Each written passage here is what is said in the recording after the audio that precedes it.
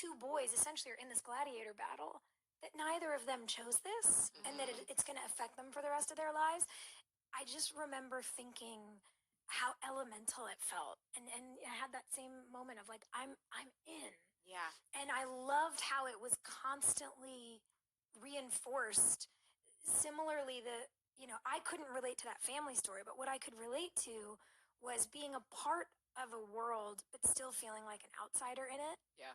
That's so emotional, and then Lucas turns and looks at Peyton and says, "Your art matters." Believe me, I know it's happening again. It's so Guys, we emotional. all three kind of choked up. Who admitted it first? It's what got Who said me it here. first? I did. Yeah. I'm such a crier.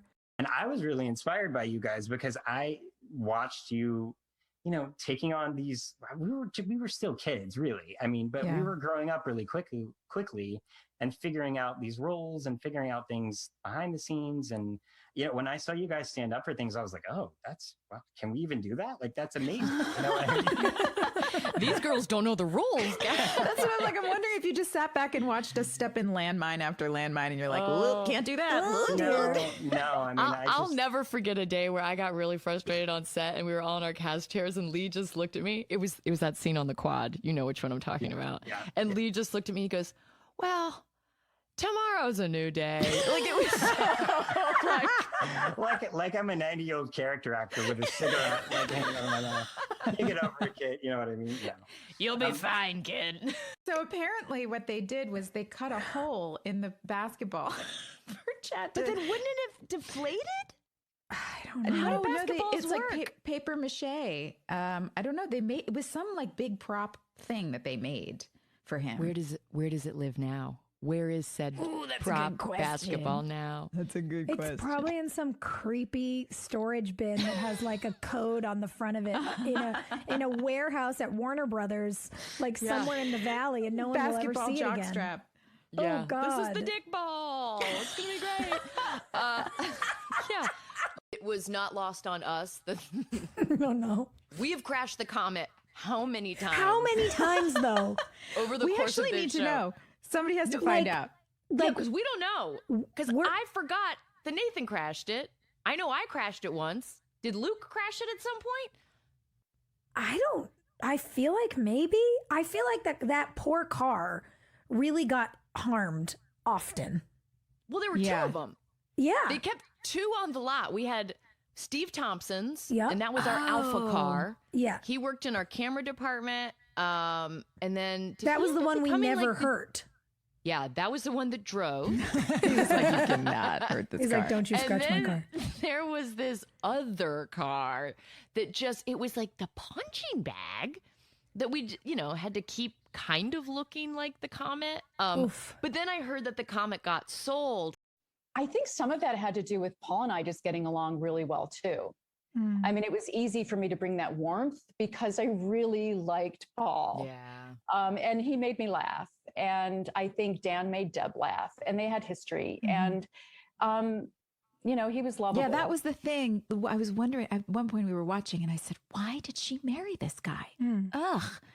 Yeah. But, when you see him being tender with Deb in the moment about basketball, then it goes south. But, you could see a little hint of that. Yeah. And he's cute. Of course. Oh, well, that's that. Yeah. I'm not even sure I knew how cute he was then. I mean, I know he was always good looking, but I'm watching it now going, you're cute. Super cute. That pout. Oh my God. He was. Those So lips. handsome. He was the Diet Coke man. Come on. Oh my That's God. When Hilarie and I walked out at the away game, all three of us were like, wait, what are those? Like, our uniforms were shrunk by half. The tops are like bras. Where did the rest of the tops go? Guys, I'm going to blame the OC again. They were like, how do we sexy this show up about basketball? I know. We're going to cut up those uniforms. Can we talk about our sweet, sweet Brian Greenberg? Greenberg singing Elliott love Smith. him. And the reveal of baby Jenny. Yeah. Yeah. Big He's, time. he's so good in this episode because he's so natural. Yeah. He was a fully formed adult. He like really I felt like was. I was still like, molding myself. And Greenberg just showed up and he's like, I went to NYU. I'm good at this. Watch. He was like, oh, yeah, you want me to be quiet and be having an internal dialogue with myself, and then you need me to sing? Yeah, I can do that. And the rest of us were like, He was like the real Lucas. Yes. Oh my God, yes. He's He the was real real Lucas. Greenberg totally is real life Lucas. Mm-hmm. Can you tell us about that day? Oh my God, it's so good. Yeah. Did you know that it was going to be a big deal that day when you were filming it? I knew it felt like a big deal within that storyline. I knew that was like a moment that we had kind of all been waiting for. I don't know. I certainly didn't know they were going to put that Switchfoot song with it, which was, that was A Walk to Remember had just come out too, I think, around that time. So, but I wish I had gotten good at missed it. pool. Like, oh, by the way, Brooke Davis is a casual pool shark, which we all forgot. Why didn't we keep that storyline going? Yeah, why didn't we have one on Trick? We needed a pool table at Trick. I'm annoyed When about Close that. Over Bros was like low on cash, you could have gone and hustled for it. I don't know. We came back from hiatus one year. I don't know if it was season 4 or season 5, but I got the memo. Maybe it was even season 2. I got the memo that they were hooking Peyton and Skills up. Do you remember that? What? No, I'm gonna Yes. tell you what happened. This is what happened. Tell me what happened. I did One not night- hear this. We went out and we went back to Swan's place when they was on Market Street. They was staying at that condo upstairs. So we went back there. So he started asking me questions like, well, what do you think? I said, man, why y'all don't never give Skills no drama? Like hook him up with a girl, like one of the main girls that, you know what I'm saying? Since y'all he was like, well, I don't know. And I was like, no, listen, I said, that's all kind of girl codes y'all breaking and shit. So the best friend get to date the other one she's still in love with, and that y'all cool with that? Like, okay, that's a girl code. Like y'all break all that. So why not hook Skills up with one of them since y'all all over the place? I said, him and Peyton would be really good. Peyton is picking Brooke. She's Yeah. saying, you're my best friend. I choose you over this. And I don't know, it is a love story, these two. For sure. Yeah. I don't know if you guys have ever seen this. I've seen real life couples try to act together and their chemistry on screen is so flat. Yeah. And I think nothing is funnier because in life, I'm like, no, you guys are cute. But when there's a camera, you get really awkward and you lose it. That's when so Jeff and I funny. just did the Here's Negan episode for The Walking Dead, I had nightmares about it. Like No. I would like wake up in the middle of the night in the weeks leading up to shooting that, and I was like, oh my God, what if it goes wrong? Like, what if it's bad? And instead we had the best time ever, and it was like super fun. But boy, I'm gonna tell you, like leading up to it, and he also had like, you know, been excited about it publicly, like, oh, my wife's coming to work to play. And like, then I think it dawned on him, like, oh no, like, what if this is bad? We'd never done it before. And you're selfish and you're broken and you have all these problems. I've known it's difficult. I'm working through it, but I didn't know you were a cheater. Yeah. And that's what like shuts everything down for her. Like I was willing to put up with so much shit, but this. Dan's biggest secret, which I will reveal, is that he deeply loved both Lucas and Nathan, deeply, like so much that he pretended not to. My goal in every scene was to love them so much, but I have to be strong and don't show them. That's the conflict in me in all those scenes. When did you decide that? Really early in season 1, when I wasn't sure how to play some scenes and how do I find depth? How do I find a deeper value to this guy? I don't just want to play. When I went to the writers and I said, guys, I don't know. I mean, I feel like, you know, I would rather have been Keith. And they go, no, you don't want to be Keith. I'm like, yes. Keith's gonna die. But the truth is they said, just trust us. But I wanted to be more than just a bad guy.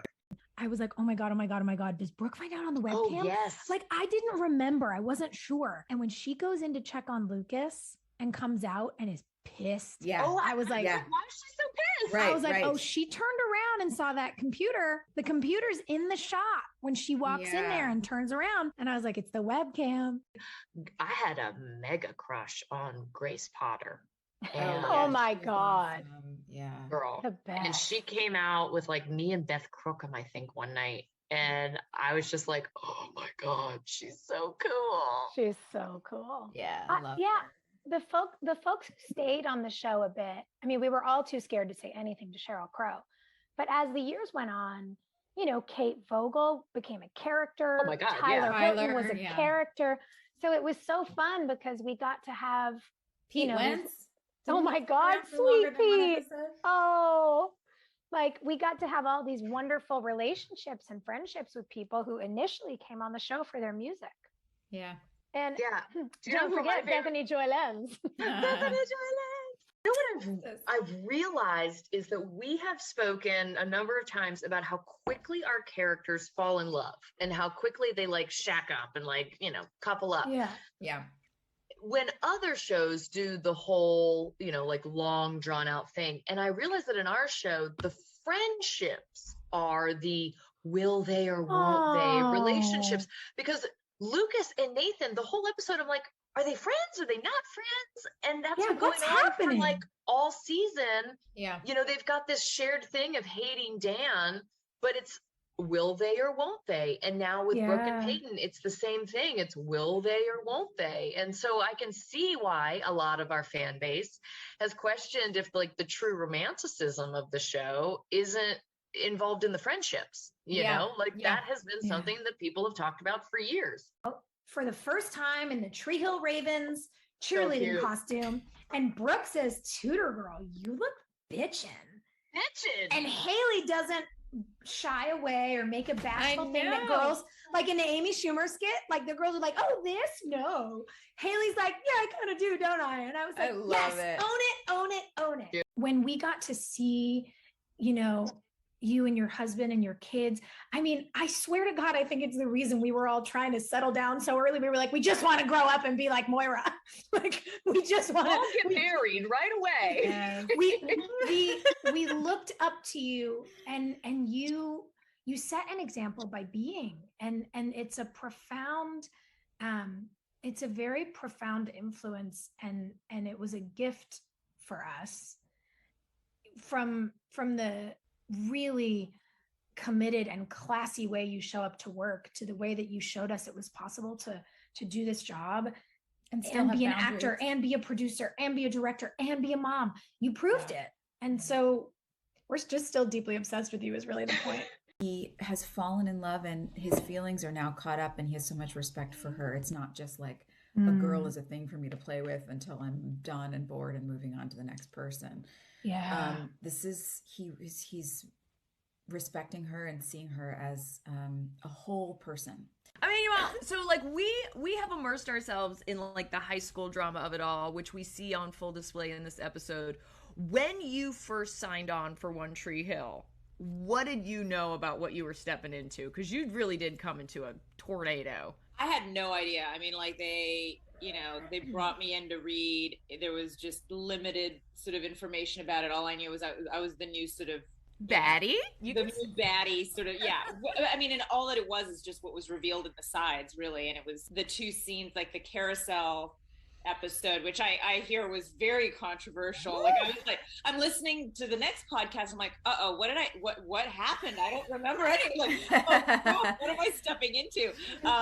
But it was that and the bar scene where I'm sitting at the bar with Lucas and we're talking like the bus, the crashing of the bus. I remember that being like the audition scene. Moment where these two boys begin to find a real friendship, especially this week with Lucas saying, "I finally am seeing how it is for Nathan with Dan."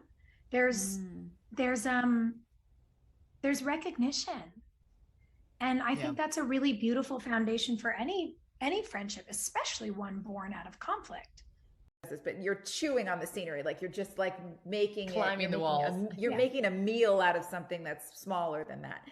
They just were so simple and dropped into their bodies, and all the eye contact, and you could see it, all the emotion was washing all over them. And they just sat there and felt it and then said their lines. And it was so beautiful.